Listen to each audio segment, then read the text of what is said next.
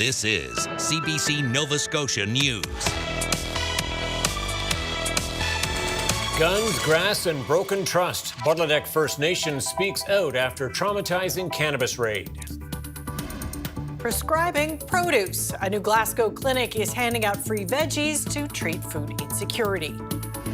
And stitched statistics. A Kentville artist is turning a century of climate data into a vivid tapestry of global warming. Some April snow on tap overnight and into Wednesday morning, but clearing quickly and warming as well. Your full forecast is coming up. Good evening. Days after the RCMP raided a cannabis shop on Budledeck First Nation, the man who was arrested and whose family owns the business is speaking out. While the province stands firm on its regulations, community members say the RCMP's aggressive tactics have shattered years of built-up trust. Kyle Moore reports. A new door has been installed and the damage fixed after the RCMP barged into this cannabis shop on Budledeck First Nation, arresting Kenny Bask, who says his son owns the business. I didn't see everything that happened. That Mounties apparently had their guns out and hollering, screaming, and my children were traumatized. My grandchildren were traumatized. Police were on scene Thursday to carry out a search warrant. They seized cannabis products and arrested 2 people. The community rallied and blocked a busy highway, stranding officers who had to leave their vehicles behind. The Mounties say several of their cars were damaged as a result. We need police. I love police. But their approach was wrong. The government and the native government, they need to come to a conclusion on this Cannabis Act. The Premier taking to social media saying the unlawful obstruction of others is not peaceful. It undermines public safety, respect for law enforcement, and the rule of law itself.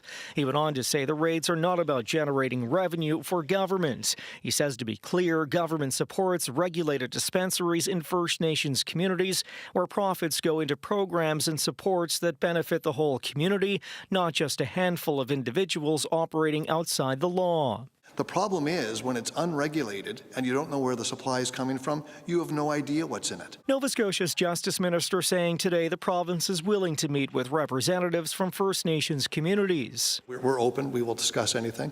But right now, the Cannabis Act and the Cannabis Control Act are the law of the land in this province and in this country. Meanwhile, Kenny Bask has not been charged and says the cannabis shop that was raided is now open again. But he says Thursday is a day he won't soon forget. I felt like a criminal. And I just told him, well, I practice my treaty rights. Number one foremost, I was born in Mi'kmaq. One band councillor says the RCMP has been doing a great job building trust with Budledeck the last few years, but that this recent raid has essentially broke that. Kyle Moore, CBC News, Budledeck. Police are investigating a suspicious death in Cape Breton believed to be the result of a dispute between 2 people. Cape Breton Regional Police were called to a residence in River Ryan early this morning where they discovered an unresponsive person who was later pronounced dead. Police located a second person at the residence who was arrested and remains in police custody. Police say the victim and the suspect are known to each other. Their investigation is ongoing. The province says there will be community consultation this year before determining what to do with the recommendations from an independent panel on environmental racism. The Justice Minister says there's $430,000 in the budget to do the work, which will be done in collaboration with African Nova Scotian and Mi'kmaq groups. Consultation will include looking at whether the province issues an apology and how that might happen. I think we have to, to actually go out and consult and see what would an apology look like. Is an apology is something proper in this manner? I think that's something we really want to discuss with community before we make a final decision on that. I'm not saying that there has been no final decision on that. It is a recommendation that came forward from the panel. We want to do some deep discussions on all the recommendations before we put a plan in place. The panel was assembled in 2023 and delivered its final report last year. The Nova Scotia government has banked a prominent piece of land in Halifax's south end. province has closed a deal to buy the former office and property of the Workers' Compensation Board on South Street for $19 million. The money comes from the government's Strategic Land Fund. A provincial spokesperson says there are no current plans for the land, but purchases from the fund are used for things such as healthcare, housing, and transportation. New numbers from Nova Scotia Power show that commercial companies grew the amount of solar power they can generate and sell by about 82% last year. That's partly because of recent legislative changes. Those have allowed companies to sell 10 times more power to the private power utility. This solar growth spurt comes as Nova Scotia Power seeks to have its 80% of its power come from renewable sources by 2030. Renewables generated less than half of the utility's power last year, and it says solar currently makes up about 1% of the energy mix. The federal government has reduced the amount of money available for beach cleanups. The Department of Fisheries and Oceans says there is $15 million available in the fund over the next 3 years. The program was worth more than $58 million between 2020 and 2024, but got no money last year. The federal government did not specify the fund's official start date or potential changes to application requirements.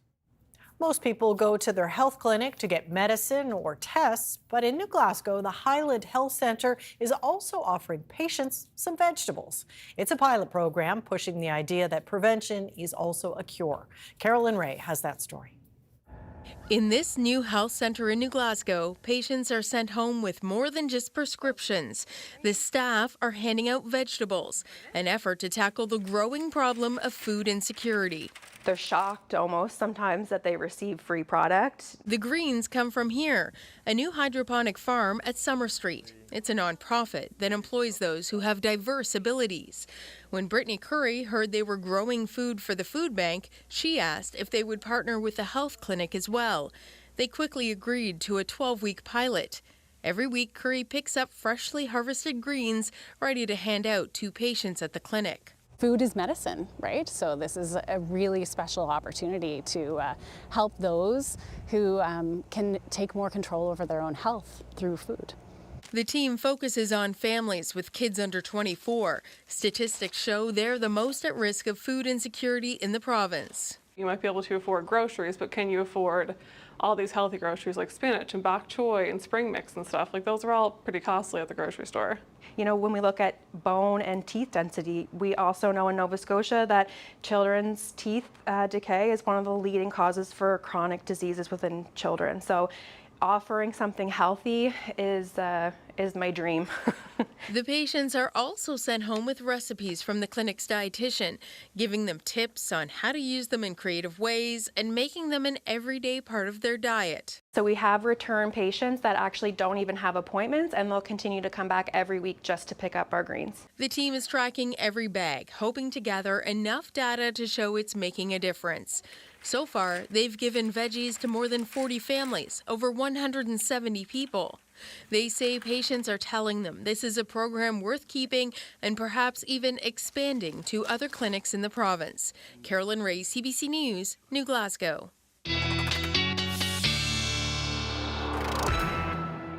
Beauty of a day today. Let's check out what's in store now. Sounds like things might be changing a little bit. Yeah, we've got some April snow on the way. Not uncommon, but never pleasant. And yeah, that's going to be tracking in as we work throughout this evening, really accumulating overnight into Wednesday morning. Now, the outlook from this afternoon into tomorrow morning, generally 2 to 5 centimeters across the province. Heavier amounts towards the Atlantic coastline. That's our best chances of seeing near 5 to even some pockets in the 5 to 10 range. Guysborough up into Cape Breton. I think a good chunk of this is going to be accumulating on the grass. It's going to take some time to accumulate on the roads, and so I'm expecting that tomorrow morning will be mainly a slushy, sloppy drive to work. Slick, though, definitely. Temperatures are going to be right near the freezing mark for Wednesday morning. So a slow and slick commute to work. And then as we work our way into Wednesday afternoon, the sunshine is going to break in. High pressure is going to dominate into Thursday. Temperatures are going to rise. We're talking double digits for some by Thursday, even more widespread by Friday. So some good news in that 7-day. We'll break it down coming up. Bring it All on. right. Okay, thanks, Thank you, Ryan. Ryan. Thank you. The Africville Heritage Trust has removed the late Eddie Carvery's trailer from Africville Park. Carvery's trailer sat in the park for more than 50 years in protest of the city of Halifax's bulldozing of the African Nova Scotian community. Carvery defied eviction orders by the municipality for decades and did the same to an order by the Heritage Trust last year, remaining on the land until his death earlier this year. His grandson, Eddie Carvery III, says his family won't stand for the removal. My grandfather's protest is like the beacon of hope for the people of Africville. His sacrifice is what brought everything that you see here to the people of Africville. For us to find out as a family, as a community, that the Heritage Trust took it upon themselves to remove my grandfather's protest trailer from the site that it sat on is the reason we are here today. Until his protest trailer comes back, we will continue to be here. No more work that the Africville Heritage Trust has planned will continue, because it can't happen without that man's trailer sitting on the land he fought so hard for. The executive director of the Africville Heritage Trust Museum cited safety and insurance reasons for the trailer's removal. People who live on Big Tancook Island on Nova Scotia's South Shore want the speed limit reduced on their roads. The island will get a new 18-vehicle ferry later this year, opening it to visitors in vehicles. But resident Kat Swift says the current speed limit of 50 is dangerous. There are potholes, deer, winding roads, and blind corners. She and other residents want it reduced to 30. You will hardly ever find anyone on Tancook driving 50. If you do, then it's like the very few stretches that you can go 50, or they're extremely late for the ferry. And their vehicle will pay the consequences. The province says it will conduct a traffic study on Big Tancook after the car ferry starts. Nova Scotians who like traveling down south will have a new option later this year. Barbados Marketing Tourism has announced a new non-stop route that will run between Halifax and Barbados starting December 17th. The flight will be operated by Air Canada and will operate weekly on Thursdays. Well, 100 years of global warming isn't just a statistic. Turns out it's a spectrum of yarn and warmth. CBC met up with a Kentville artist who's transformed a century of rising temperatures into a massive, vibrant tapestry. My name is Emily Kennedy, and I work in climate change, and I'm currently knitting over 100 years of temperature data from Kentville, Nova Scotia. I started with the idea of just doing the 2023 year, just a single year temperature blanket. And as I got going, I was teaching at the time at Acadia, and I thought this was a really great tool to help students see climate change or to understand it. They can see it, and not even just students, but just everyday folks who maybe don't know the deeper aspects of the climate crisis. Something that I have noticed is that the colder temperatures were more frequent in the earlier years. We still have those today, but not as frequently. And I've also noticed, and others have as I've been showing the project, that our summers are actually a lot longer than we might realize. I know we like to joke about winter being 3 months of the year, but the data actually shows otherwise.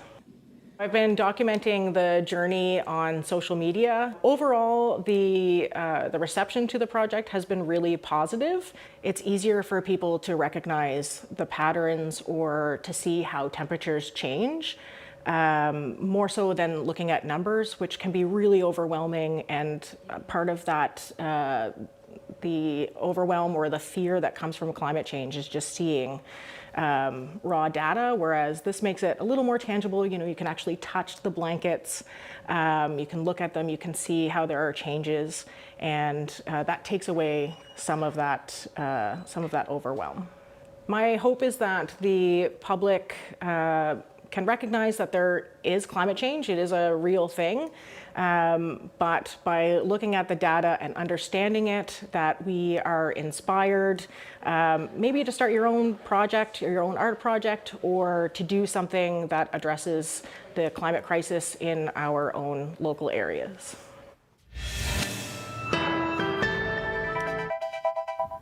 Some beautiful flowers. They might have a little bit of snow on them soon. Can we get more of those flowers, please? That'd be nice, wouldn't it? Yes, exactly. Ryan's up next with the full weather forecast. Do stay with us.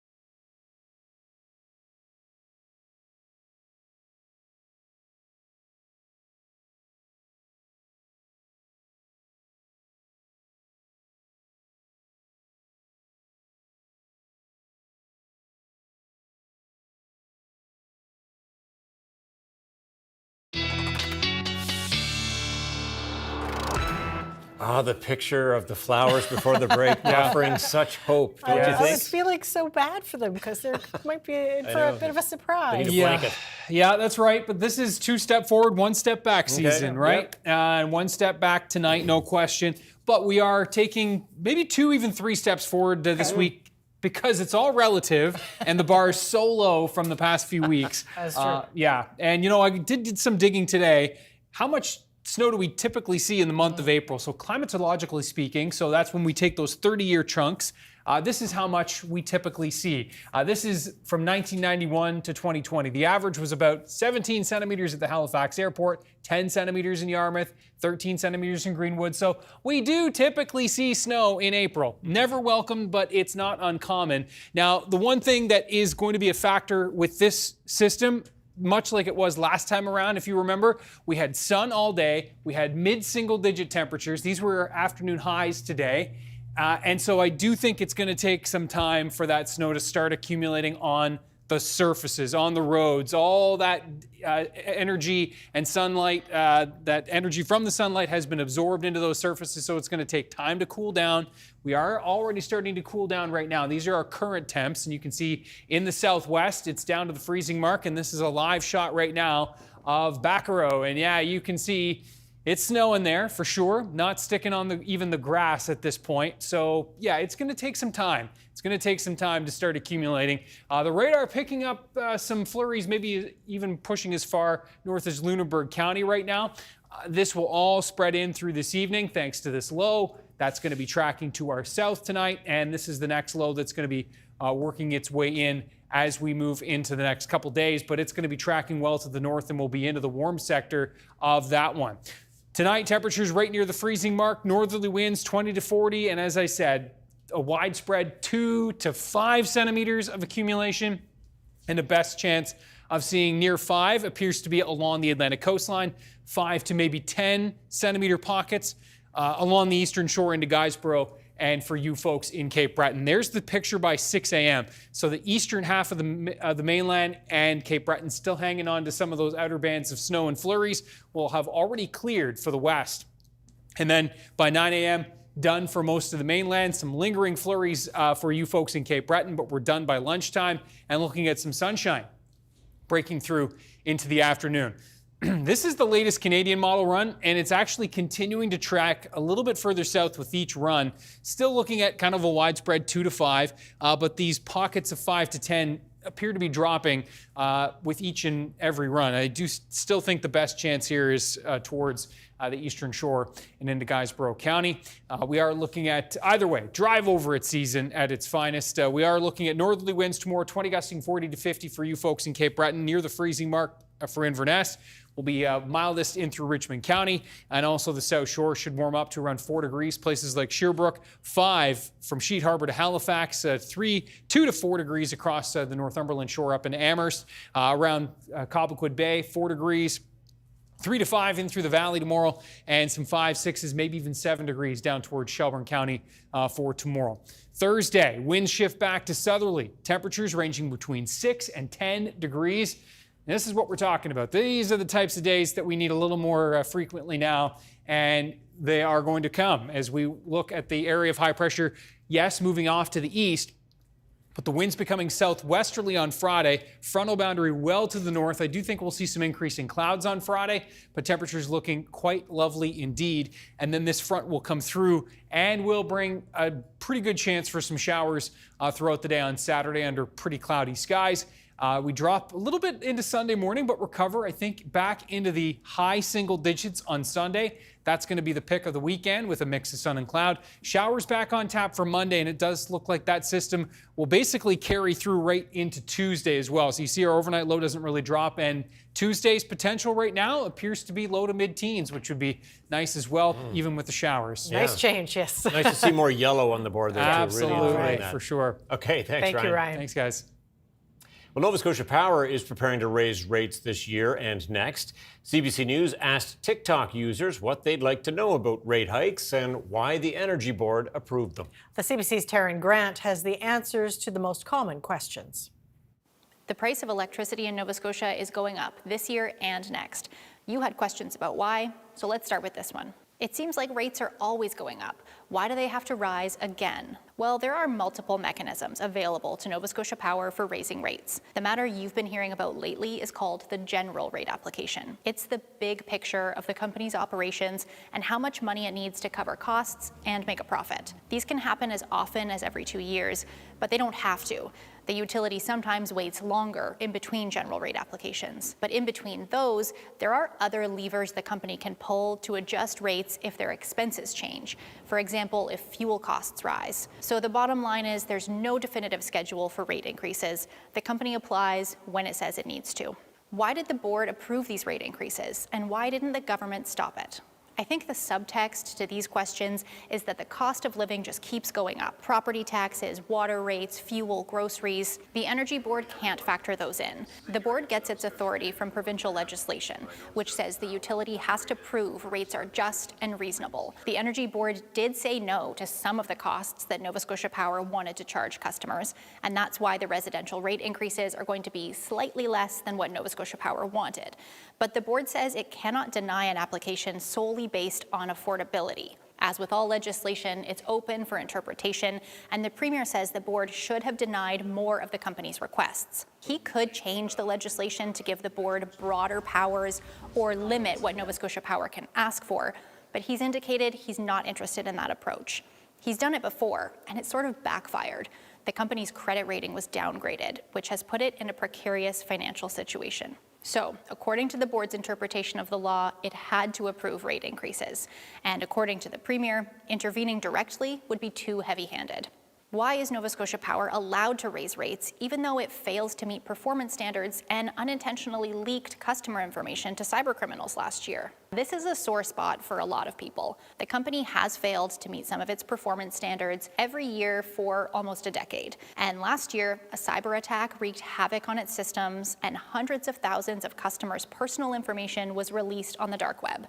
The answer to this question goes back to the scope of what the board is allowed to do when considering a request for rate increases. In this request, the board had to focus on the cost of service. It's looking at performance standards, but separately. And it is looking at the cyber attack, but separately.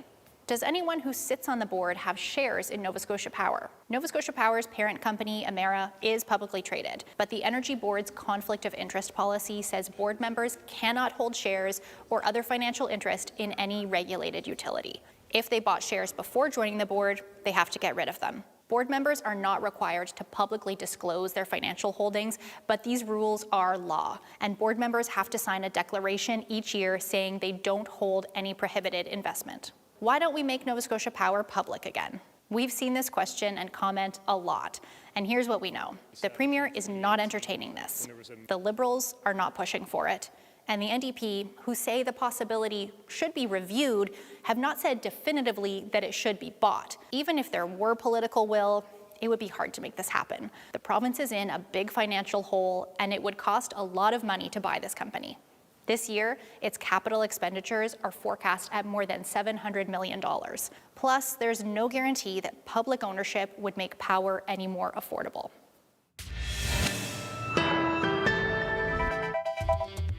Coming up, cruise season has started to set its sails in Halifax for the year, and it's anticipated to be a busy one.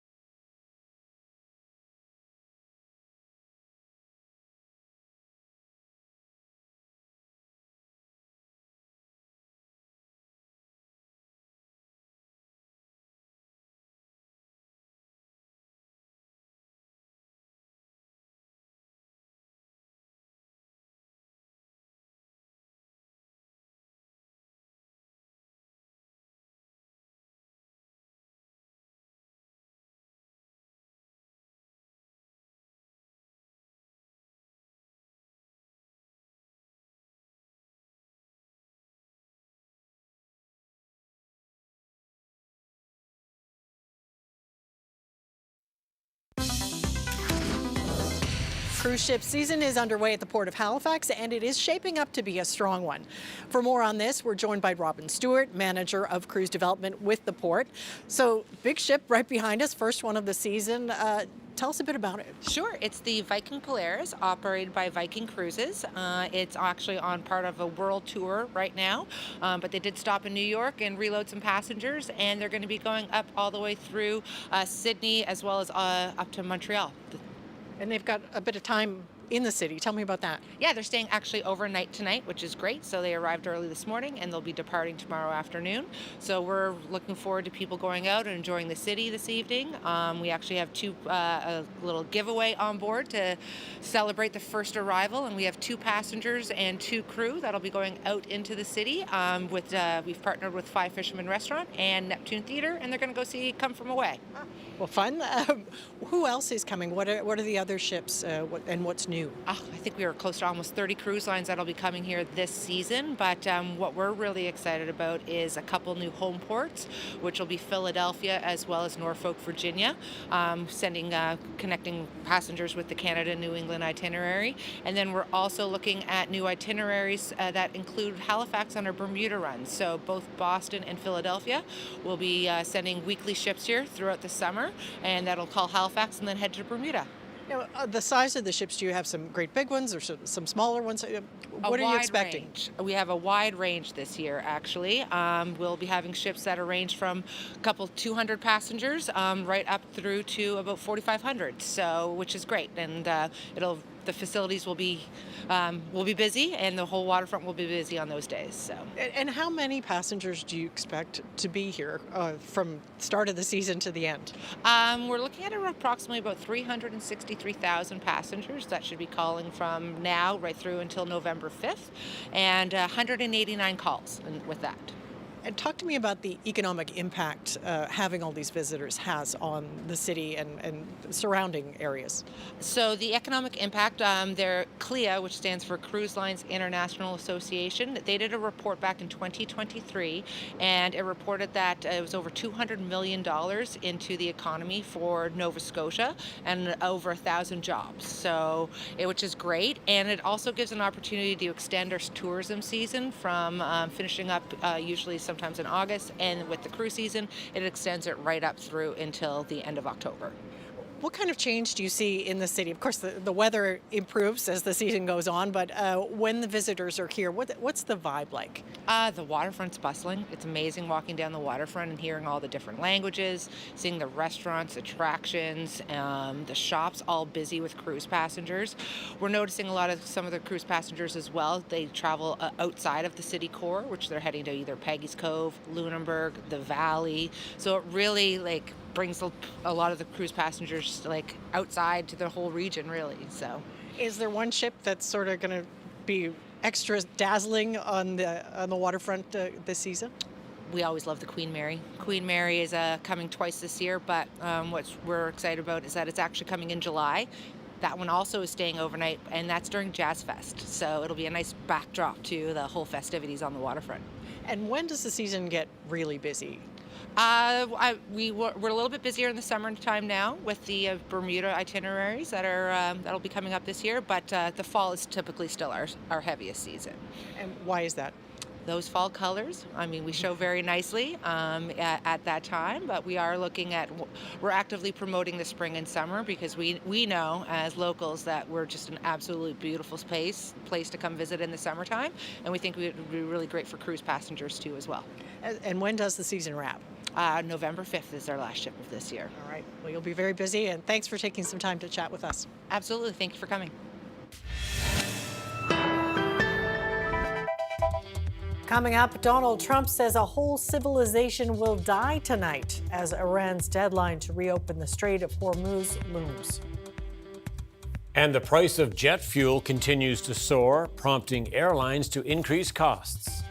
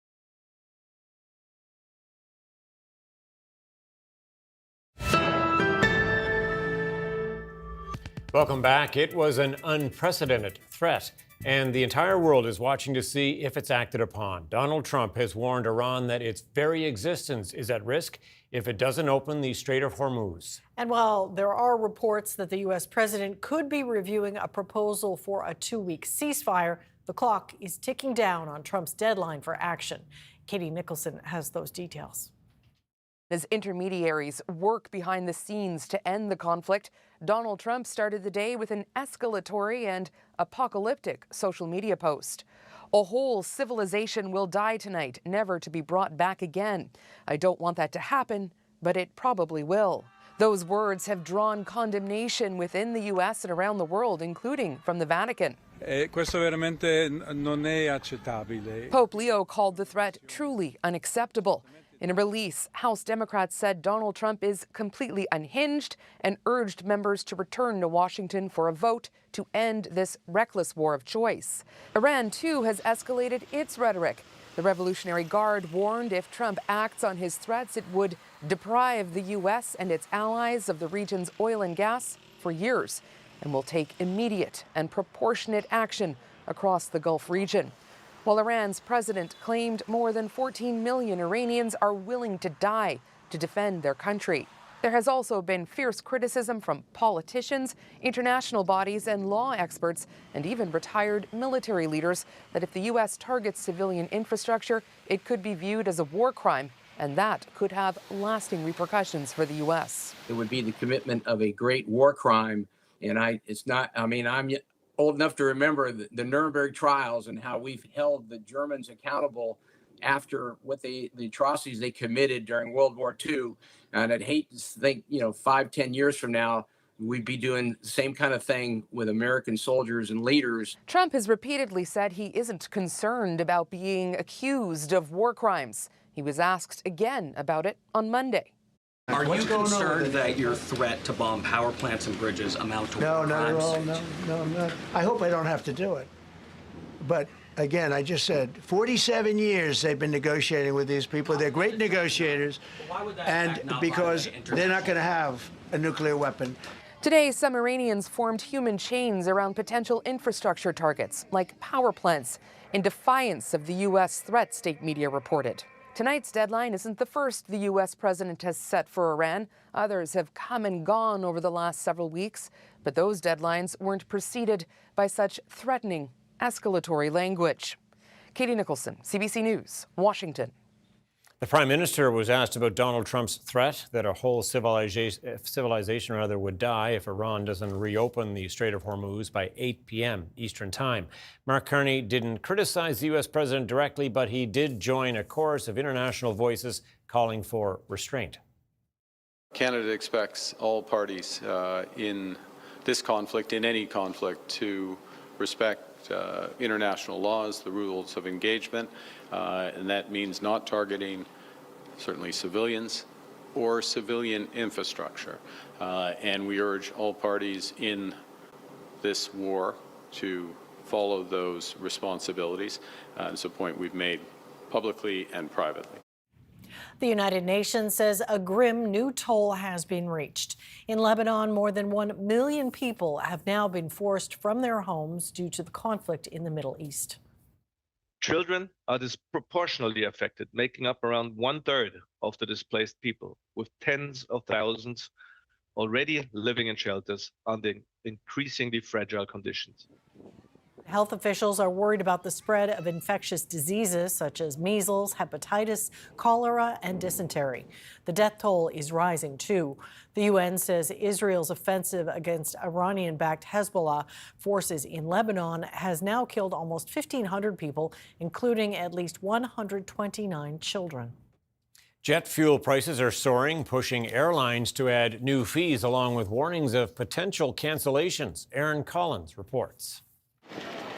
Sticker shock setting in at airports across Canada.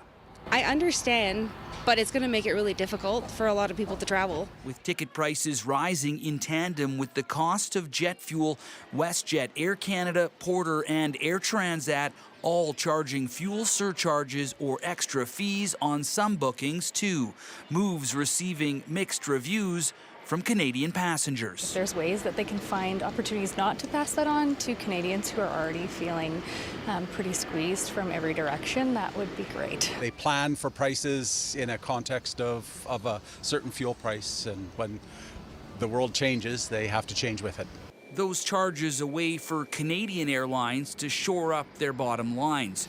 Globally, a lack of jet fuel is already leading to fuel rationing and flight cancellations overseas, something Canadian airlines won't likely have to worry about. So we're in good shape in Canada in terms of supply. We're going to pay the world price, well, that's why you see the surcharges and those fare increases in place, but at least we have supply. Well, the pinch for airlines a result of the U.S.-led war with Iran. That conflict effectively closing the Strait of Hormuz, where about a fifth of the world's oil and gas passes through. This new leverage over Hormuz, which has caused oil prices to go up with no end in sight, frankly. And this can persist for a long period of time because Iran can very cheaply threaten the Strait. And as the war with Iran heads into its 6th week, the path to ending the conflict unclear. The U.S. president threatening to escalate attacks if the strait isn't reopened. We can bomb the hell out of them. We can knock them out for a loop. But to close the strait, all you need is one terrorist. As the conflict with Iran drags on and the price of oil flirts with $110 U.S. per barrel, the turbulent times for air travel seem likely to persist even after the Strait of Hormuz reopens. Aaron Collins, CBC News, Calgary. A third of the world's supply of helium is being disrupted by the blockage in the strait. Helium is needed to keep the world's MRI machines running. It's also key to critical research at Canadian universities. As the CBC's Peter Cowan tells us, the blockage is putting important cancer drug research at risk. Every 5 weeks, these nuclear magnetic resonance scanners need to be refilled with helium. It's essential for important research at McMaster University. But thanks to a global shortage, their supply is cut in half. We are now on allocation of 50%, meaning if I need 250 liters of helium, they will only deliver 125 liters. And there's a significant price increase as well. The war in the Middle East has shut down helium production in Qatar, which produces 1/3 of the world's inventory. Helium isn't just for party balloons. It's important to several industries. Well, the largest applications for helium are semiconductor chip manufacturing and MRI scanners. MRI scanners need helium to keep magnets cool, but they can go a long time between refills. The NMR scanners at universities across the country cannot. If the helium level gets too low, it could permanently damage them. That would halt the search for new cancer drugs or finding safer battery chemistry and could cost millions to fix. There is no substitute that we can use in these instruments to keep them magnetic. So without a continuous supply of helium, we can't do the research or maintain the instruments that we need here. In Toronto, a weekly shipment has arrived safe to the Princess Margaret Cancer Research Centre. But the worry here is how long that will continue. If it gets worse, then we will all be in trouble. Canada produces helium, but it has to be sent to the U.S. to be liquefied. Now there are calls to build that infrastructure on this side of the border.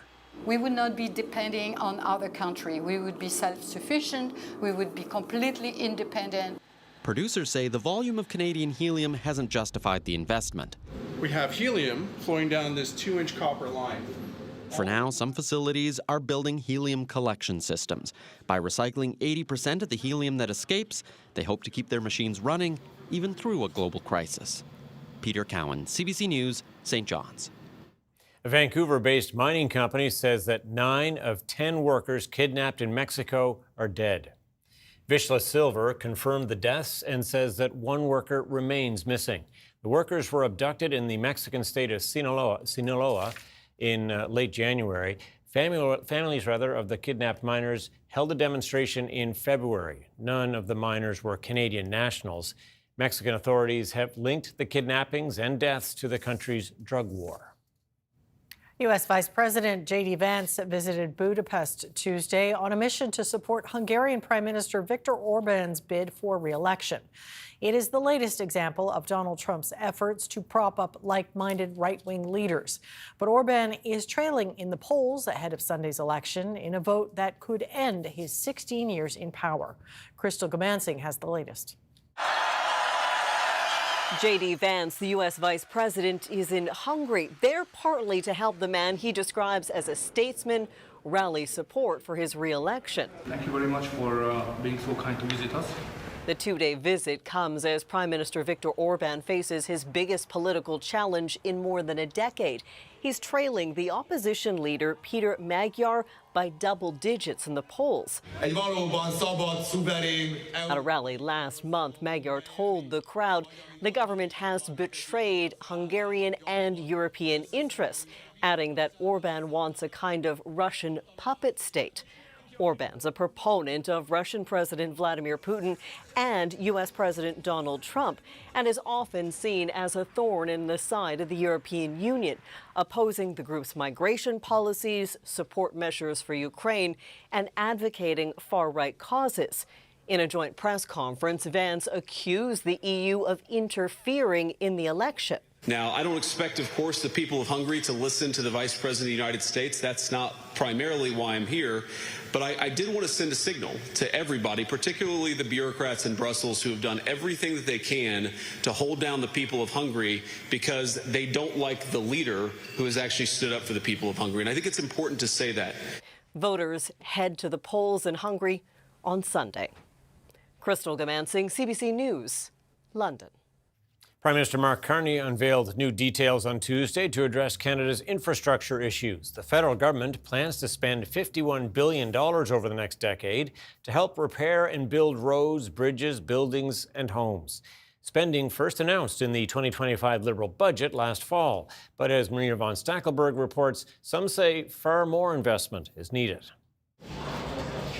Prime Minister Mark Carney, in a suit and safety gear, tours the construction site of a new community centre in Brampton, Ontario.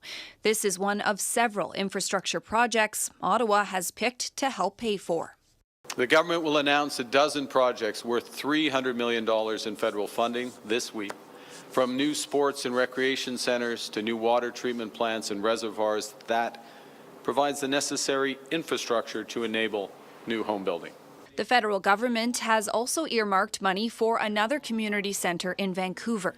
Other projects include water and sewage treatment facilities in all the Maritime and Prairie provinces, road and utility work in the territories, and street improvements in Laval, northwest of Montreal. All part of a larger plan to spend $51 billion over the next decade on Canada's infrastructure. It's a welcome signal that the federal government, of course, is recognizing how essential this local infrastructure is. The Conservatives accuse Carney of just re-announcing money. They say Canadians don't need the Prime Minister at a podium, they need results. And the money, while welcome, might not scratch the surface after decades of governments failing to upkeep roads, pipes, transit, bridges, and buildings, according to this expert. That shelf life has come to an end for a lot of this infrastructure. So yes, 10 times this amount of investment is probably necessary. The numbers are mind-boggling. This announcement is likely political. A number of the projects are in ridings the Liberals and Conservatives have battled over. And this money comes less than a week from 3 important by-elections. The results could secure Carney a majority government. Marina von Stackelberg, CBC News, Ottawa. Canada's main stock index finished slightly higher after losses from earlier in the day, while U.S. markets were mixed amid President Donald Trump's latest threat against Iran. Let's take a look at the numbers as we head to break.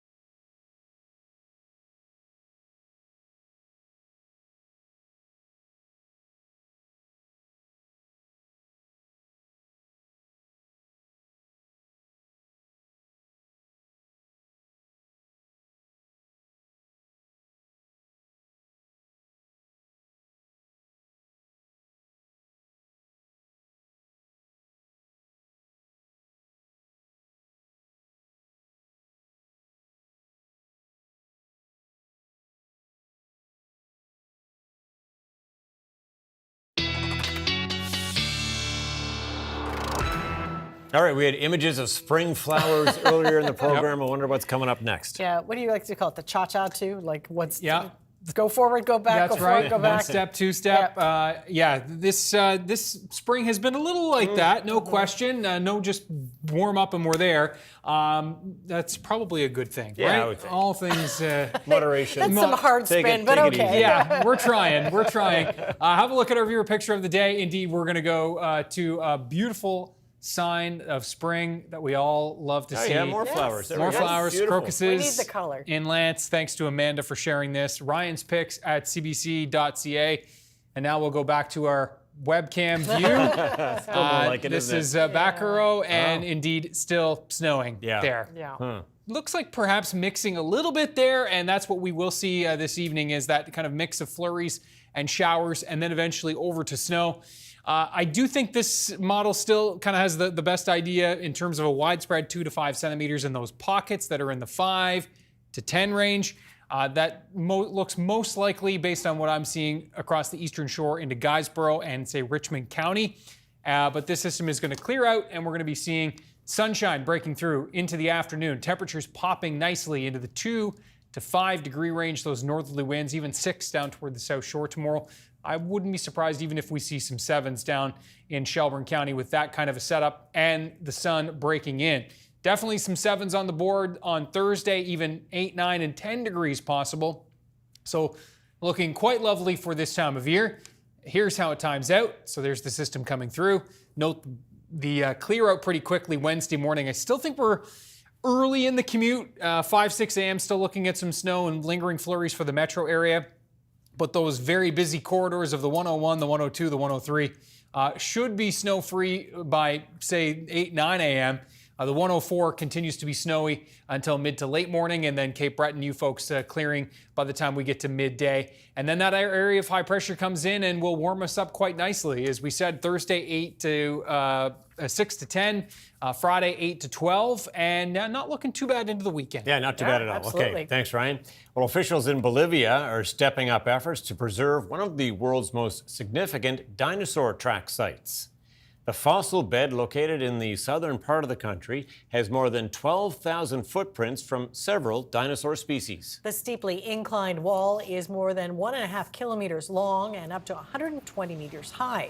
A landslide buried part of the site last November. Conservation work will include drainage system improvements, and reinforcing existing structures. Impressive site for sure. Yeah. That's it for us tonight. Thanks for watching. We'll see you next time. Good night. Good night.